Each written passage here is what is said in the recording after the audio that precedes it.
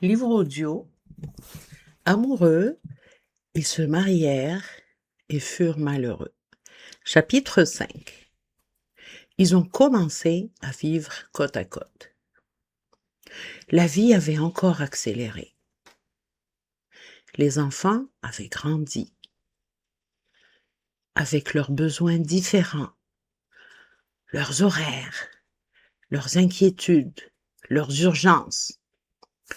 Puis le père d'elle est tombé malade. Au début, ce n'était que quelques rendez-vous médicaux, quelques allers-retours, une aide ponctuelle. Puis, la maladie a pris plus de place. Et elle aussi. Elle courait entre le travail, la maison, les enfants et cet homme qu'elle avait autrefois vu si fort, son père. Elle organisait, anticipait, portait. Elle disait souvent « Oh, ça va bien, ça va bien », même lorsque ça n'allait pas. Lui regardait tout cela avec tendresse. Et impuissance, il aurait voulu aider davantage. Parfois, il le faisait. Parfois, il se sentait inutile. Alors, il se taisait. Ils se croisaient dans les couloirs. Bon, ils échangeaient des informations. « Tu peux passer prendre les médicaments? Le rendez-vous est à 10 heures. Je rentrerai tard.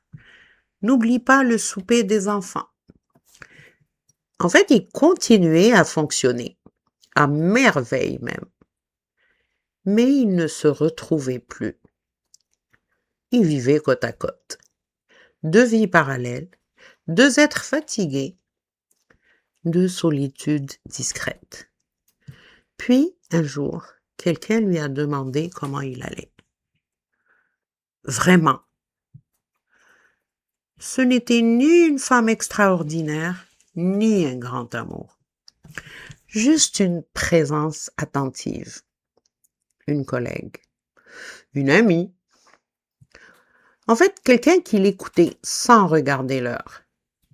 Qui remarquait lorsqu'il semblait préoccupé. Qui riait à ses plaisanteries.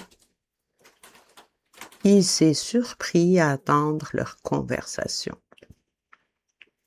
à parler un peu plus, à raconter ce qu'ils ne racontaient plus à la maison. Il n'avait rien cherché. Et pourtant, il s'est senti vivant dans le regard de quelqu'un d'autre. Il a eu honte de cette pensée. Il aimait toujours celle qu'il avait choisie, la mère de ses enfants, la femme qui s'épuisait à prendre soin de tout le monde. Mais il lui manquait quelque chose qu'il ne savait plus demander. L'attention, la légèreté, la sensation d'exister autrement qu'à travers les rôles qu'il occupait. De son côté, elle ne voyait rien. Ou peut-être voyait-elle seulement sa propre fatigue, ses propres peurs, son propre chagrin devant le vieillissement de son père.